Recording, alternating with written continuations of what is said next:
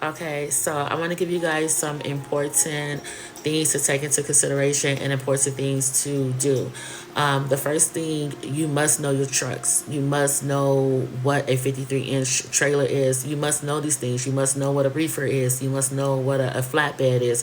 If you don't know, it's totally fine. You'll learn as you go, but it's very important to go ahead and try to learn the difference of the trucks of dry, a day cab. Like you need to know a certain things to be able to be a good recruiter. So when you're talking to a driver, it sounds like you know what you're talking about. So study that. If you haven't studied that, it's good to look it up, Google it, like all the different types of trucks and trailers and stuff like that, so you could know. So when you're talking to a driver, the driver say, "Yeah, I have experience with a 40 foot, 45 inch." Like so you'd be like in your mind, you'd be like, okay, they don't really have experience with a tractor trailer because that's not the length of it or whatnot. But anyways, yes, and then you also need to know what a SAP driver is. So when you're recruiting, it's very important to be able to ask them like, "Oh, do you have any violations in your clearance house?" And once they say yes, that's when you can ask them, "Is it a fail or refusal?" If it's a refusal, a lot of 9 out of 10 the carriers that we have is not going to accept a refusal. They will accept a SAP driver,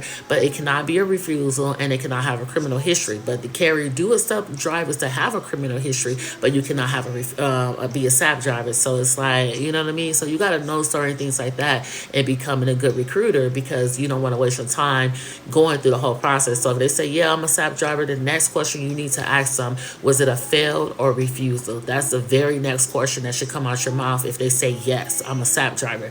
And if they do say yes, that it was a refusal, because these companies, these places is getting away with murder, and it's like really sad and hardy, because when they become a SAP driver, it be on their record for 5 years. So if you talking to a driver and they get discouraged, just tell them like, "Hey, it's only 5 years. Once the 5 years over, it comes off your record, it comes off your name, whatever. But you have to call and make sure you get a sponge off, because if not, so they get away with that." But anyways, it's all about a number.